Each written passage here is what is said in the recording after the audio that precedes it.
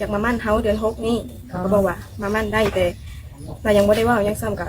ว่าเฮานานหลอกลวงแล้วเขาบอกอย่ามามั่นกับมามั่นประเด็นพ่อตู้69กับสาวอายุ18ล่าสุดน้องมินตาสาวอายุ18ปีได้ออกมาเปิดใจเลยทุกคนว่าเป็นยังความฮักของเรากับพ่อตู้อายุ69ปีนี่จึงไปต่อบ่ได้ไปฟังคลิปกันเลยแล้วจังมาอธิบายให้ฟังตามหลังทุกคนไปฟังกันเลยลดให้น้องกับบ่ได้ขอน้องเท้าอ่ะให้น้องด้วยความเต็มใจบ่แล้วก็บอกว่าแม่น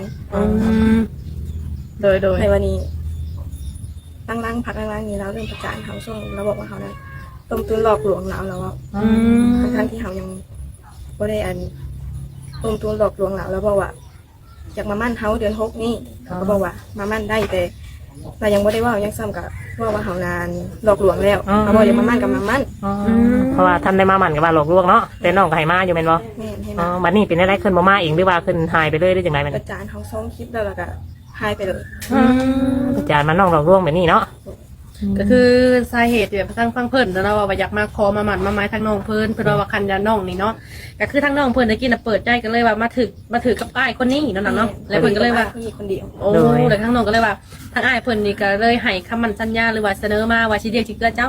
สิซัพพอร์ตเจ้าแล้วก็สิซื้อรถล่างให้แบบนี้เนาะ แล้วก็สิมาหมั่นเดือน6ไปนี่เนาะบัดนี้มันก็ผ่านไปได้เดือน6อย่างกันเนาะครับผมแล้วบ่ได้มาเนาะน้องล่ะก็พิจารณ์อีกบัดนี้ว่าน้องหลอกลวงแบบว่าอีกอย่างก็คือทางอ้ายเพิ่นเนาะเป็นคนที่ว่าเสนอมาเองค่ะนะข้างในเสนอเฮาก็ต้องเสนออยู่แล้วเนาะเพิ่นให้เป็นบ่เนาะเฮาก็สิปฏิเสธกับญาติบ่คือเนาะก็เลยหับตัวที่เพิ่นเสนอมาก็คือเพิ่นสิมาขอน้องนี่ในเดือน6นี่คือทางน้องก็ได้บอกแบบค่าดองสินสอดเพิ่นไปบ่ซั่นเนาะ บอกมาแล้วแจ้งมาแล้ว เพิ่นก็รับได้เบิดทุกอย่างแต่เพิ่นว่าสิมาขอแต่บัดนี้เพิ่นก็เลยว่าหรือว่ามันมีแนวใดคือว่าอยู่ๆก็อยากประจานน้องน้องก็ยังบ่ฮู้กันช่วงนั้นเห็นเราเงียบไปน้องก็เลยเปิดใจไม่แล้วเราก็ให้น้องทักมาให้น้องเราก็สิบ่อยากให้น้องเปิดใจอีกบัดนี้น้องกันเดี๋ยวนี้บ่ได้ติดต่อกันแล้วเนาะสาเหตุที่บ่ได้ติดต่อกันได้บัดนี้เพิ่นก็ได้เปิดใจใหม่อีกเป็นครั้งที่2เนาะโดยอันนี้แหละก็แบบสิแหละก็คือแบบว่าการเสียเปิดใจก็คือทางอ้ายเพิ่นก็บ่ได้ติดต่อมาหาน้องเลยเนาะคือทางน้องเพิ่นนี่ก็ถือว่าบ่มีไผโสดเนาะบัดนี้เนาะแม่นคือว่าโสดเนาะโสด 100% นั่นล่ะเนาะก็มีแต่แบบนี้ก็คือทางหน้าคันคือทางน้องนี่เปิดใจในบัดนี้ก็มีแต่อยากให้น้องเนาะ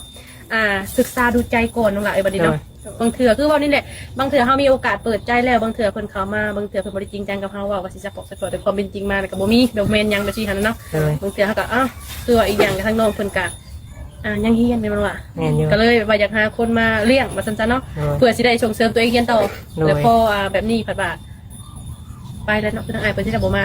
เงียบเลยแบบนี้นะมีแต่ว่าอันที่เพิ่นคิดว่าน้องน่ะคอบ่ของเราน่ะว่าได้แม่นเพราะว่าน้องเขาทั้งที่เพื่อนเป็นคนเสนอให้น้องอีกแต่ว่าอยากได้ยังให้บอกเราเบิดโดยเพราะว่าอีกง่ายก็คือทางเฮานี่ก็คือว่าก็บ่ถึงว่าคันนี้นั่นล่ะเนาะพออยู่พอกินแบบคือทางเพิ่นเสนอมาว่าอยากให้เฮานี่อยากได้ยังบอกไอ้เด้อเนาะทางเฮากับผู้บ่มีกันเลยเราได้บอกกับพ่อกับแม่น้องเบิดว่าเหินนี่ก็สิซอยมึงสังกะสีแต่เราแบบเว้ามาเบิดเลยว่าสิซอยเฮ็ดเหินเฮ็ดห้องซอยเรือสิซื้อรถให้แม่อีกคันนึงเราเว้ากับแม่น้องกับแม่แต่มันเราก็เปลี่ยนคำเลยเปลี่ยนเบิดบ่ได้ซอยหยังสักอย่างบ่ซื่อแต่ว่ารถเราซื้อให้น้องขี่ไปโรงเรียนอยู่คันนึงได้รถคันนึงอะไรเนาะโดยนี่เลยเนาะ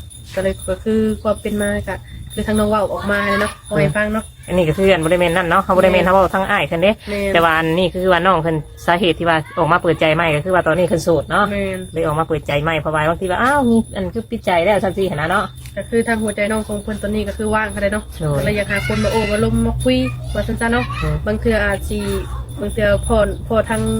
หนุ่มได้ก็เอาตรงนั้นเนาะพอแต่แบบว่าเว้าแบบว่าคันคือสิมาหมั่นก็คือมาหมั่นเนาะสิมาขอก็มาขอเว้ากันตรงๆแบบบ่ต้องว่าปีนค้ำว่าสั้นๆเนาะอีกอย่างกับทางน้องเพิ่นก็ตัวเราก็เป็นผู้หญิงเป็นตัวน้อยๆค่ะนะ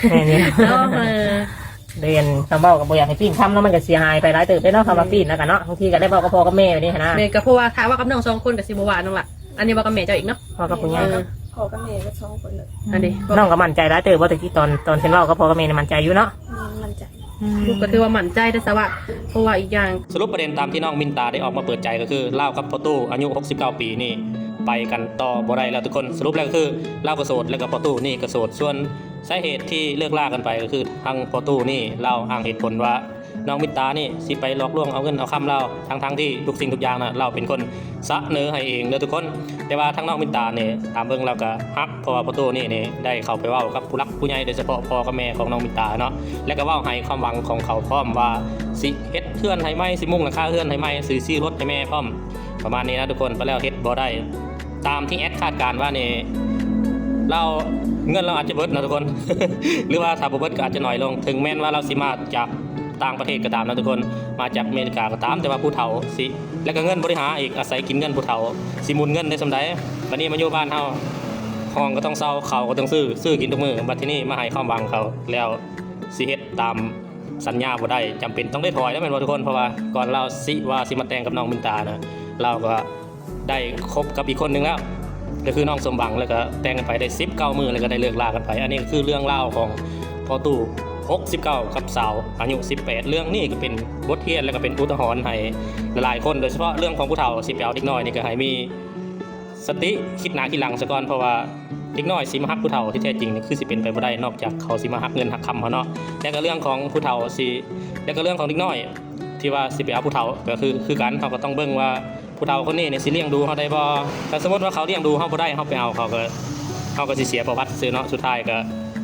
สิได้จบโดยการเลิกลาอย่าห่างกันไปแบบนี้แหละทุกคนอันนี้เรื่องราวนี่ก็เป็นบทเรียนและอุทาหรณ์ไว้เนาะทุกคนเนาะ